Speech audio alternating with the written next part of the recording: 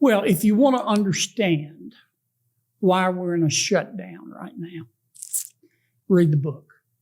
It explains why U.S. senators are not like most teenagers. They're all over 40. This is an ego-driven shutdown. It's politics. Here's what happened. The country was rocking along, minding its own business. Our budget ran out at midnight. We knew it was going to run out. So we've been talking to the Democrats about just extending the negotiations for a new budget for 6 or 7 weeks.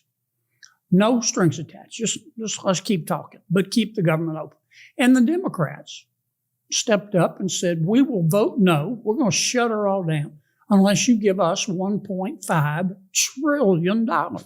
And we're going to tell you how to spend it. Well, I mean, our heads snapped back. And I thought, my mama did not raise a fool.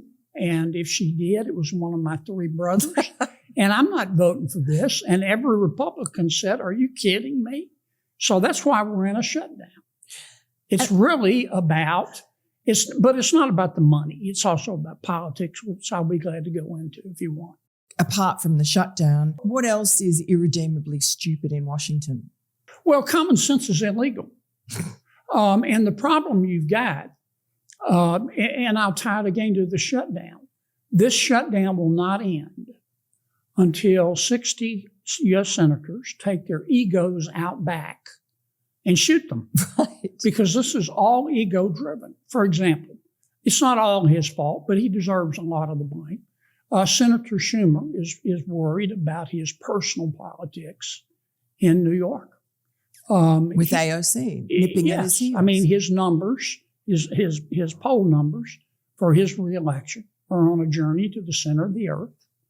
The loon wing or the progressive wing or the socialist wing, whatever you want to call it, of the Democratic Party is mad at him. They don't love him. Chuck wants them to love him. They'll never love him. And because they're run by Congresswoman Ocasio-Cortez, and she's probably going to run against Chuck. Now, I'm not saying that's the entire reason. She might run for president. But she could run for president. But that's driving a lot of this. The Democrat, my party, all parties change. Yeah. My party, Republican Party, has changed. But the Democratic Party is in a fight for its soul.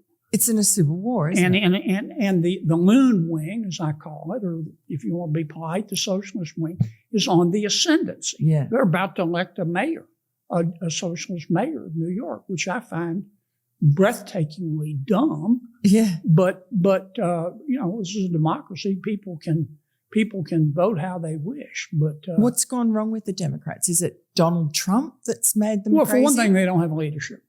If I were advising the Democrats, I'm not. And they don't want my advice, Miranda. But I really would. I would tell them to go talk to Bill Clinton. Yes. Not Joe Biden, not Barack Obama, but Bill Clinton. Bill Clinton can explain to them how what a lot of they are doing in terms of, as seen by the average American, is just stone cold crazy. I mean, open borders, belief that our kids can change genders at recess. The loon wing of the party, it hates George Washington and Abraham Lincoln and Thomas Jefferson and Dr. Seuss and Mr. Potato Head. They think that they're all racist. The average American doesn't think that. And Clinton moved the party back to the middle, but they don't want to listen to him because Clinton, I don't agree with a lot of what President Clinton stands for, but he's certainly not a member of the loon wing of the party. This is going to sound strange. His wife is. His wife is a little to the left of Lenin, but Carville has given them advice. Now, I've known James for a long time, Carville. I knew him. I'll tell you how long I've known Carville. I knew him when he was poor. That's been a long time. That was a long time ago. But Carville is preaching the same thing. Yeah. But anyway, that fight's going on with the party, and that explains a lot of the shutdown. And your Senate colleagues, I mean, it's meant to be a very collegial place. It is collegial compared to the House. Right. But, I mean, you must look across the aisle at your Senate colleagues and either pity them or just marvel at their stupidity? Well, the Senate Democrats and the Senate Republicans are different. In the Republican side, we've got 4 or 5 free-range chickens.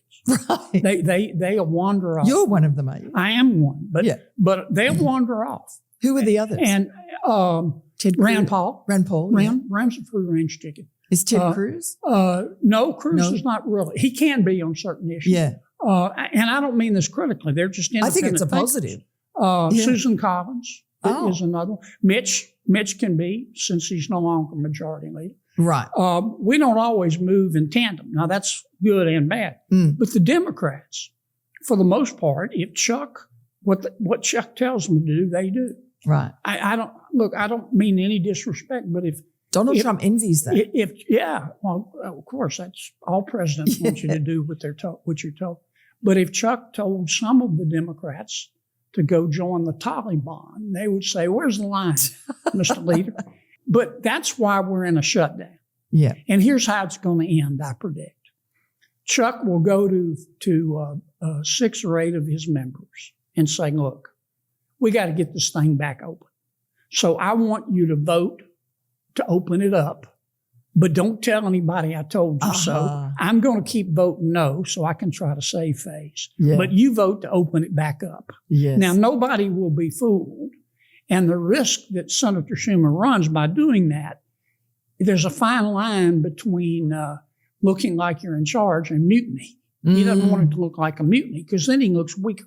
But that's how this thing will get open because the Democrats know they're not on solid ground.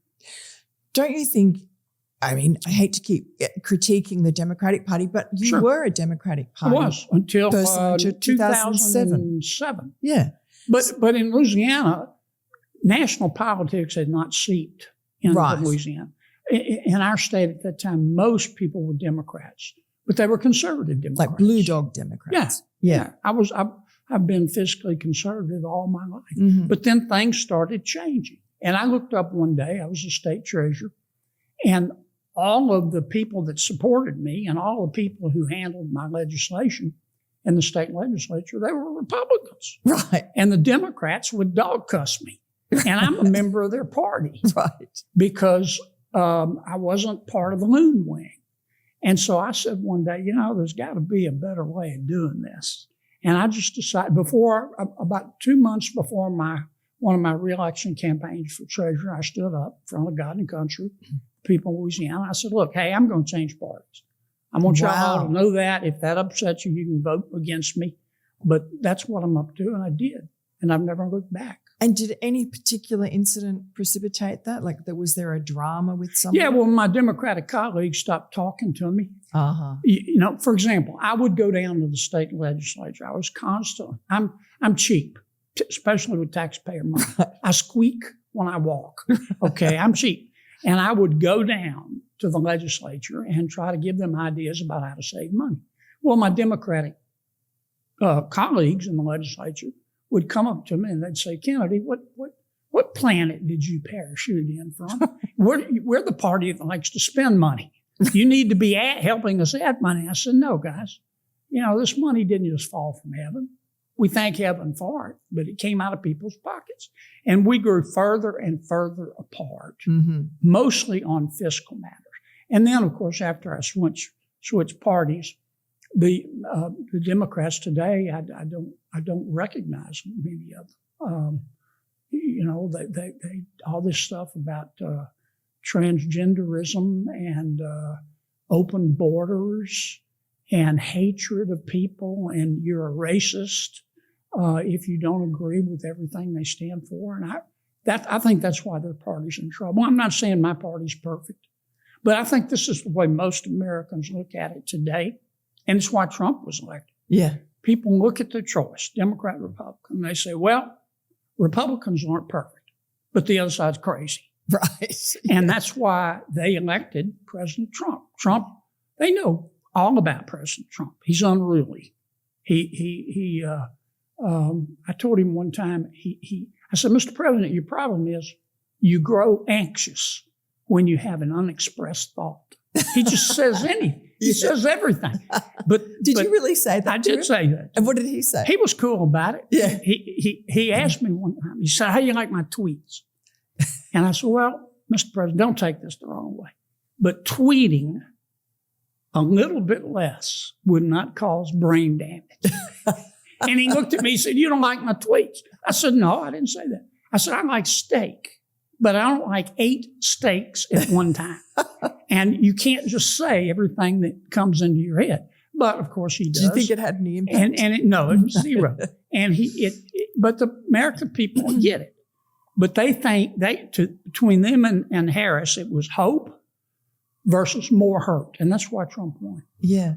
And Joe Biden, you famously, I think you write about it in the book, you went and met him, I think in 21, just after he was president, and you lingered quite a lot and you got an opportunity to observe him. You asked him about his dog, Major.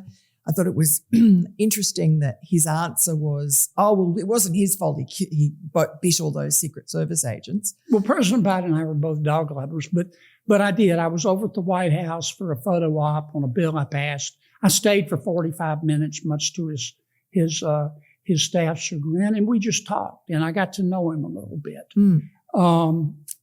Look, we all age differently. At that point, this was in the first year of his presidency. The President Biden was very far along. Far along. Far along in terms of his age. Even then, it would, to paraphrase a former Louisiana governor, it would take him an hour and a half to watch 60 Minutes. He was just very, very slow.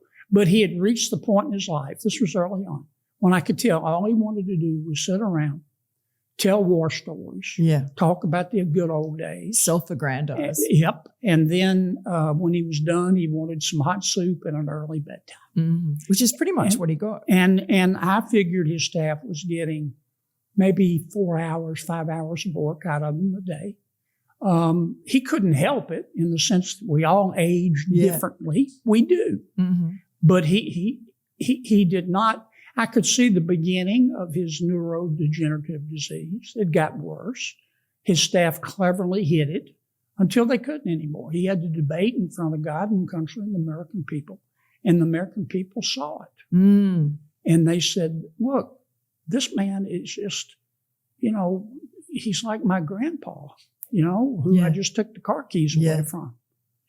But I mean, what a travesty that he was allowed to, or chosen by the Democratic Party, which knew that he had cognitive issues before he ran for president. And we all knew it, but we couldn't, his staff would not let any of us, not just Republicans, but Democrats around him. Or the cabinet. Even the cabinet. They kept him totally isolated. And you could see bits and pieces of it when he would talk and sound like he was from outer space. And my people back home in Louisiana would say, who is really the president? And I'd tell them the truth. Whoever the hell has control of that teleprompter. Yes. Because or the auto pen. Or the auto pen. Because all he's doing is reading and doing what he's told. Now, I'm not saying he didn't have some independent thoughts, but I don't believe he was working. Miranda more than, at the end, probably 3 hours a day. And you can't do that job in 3 hours a day. But what a catastrophe for the country that's going to take. It was dangerous. Dangerous. I look at what happened with the botched withdrawal from Afghanistan. Well, and I remember when Putin was lined up on the Ukrainian border, thinking about going in, weighing his option, watching President Biden at a short press conference say, well, if it's a small incursion, it might be okay. And I'm thinking, I'm going to say what I thought, holy Moses. That's an invitation. That's an invitation. But do you think that was deliberate? I think he just started rambling. Afghanistan. He removed the sanctions on the Nord Stream 2 pipeline. He removed the sanctions on Iran from selling their oil. Now, President Xi in China is working with Putin in Russia and the Ayatollah in Iran. They see all this. They're working together, and they saw a president who was not clearly in grasp, didn't have a clean grasp on all of his faculties. They saw weakness and they made their move. And that's how Ukraine started. And do you think also that China, because he also removed a lot of the Trump era sort of restrictions on China, for instance, stealing our intellectual property in universities and so on, he closed down those programs. I wrote The Laptop from Hell. I looked into what I saw was corruption, influence peddling, and, perhaps his selling out to China. Do you think there was anything in that? Do you think that he was doing these things just because he was randomly a Roomba wandering around aimlessly, or was there method in the madness? I think he was getting weaker and weaker as a president, not just politically, but also physically.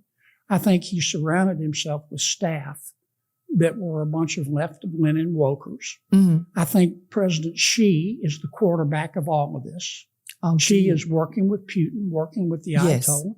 Their goal was to have Russia dominate Central and Eastern Europe, the Ayatollah dominate the Middle East, China dominate the Indo-Pacific, with freedom to roam in sub-Saharan Africa and South America.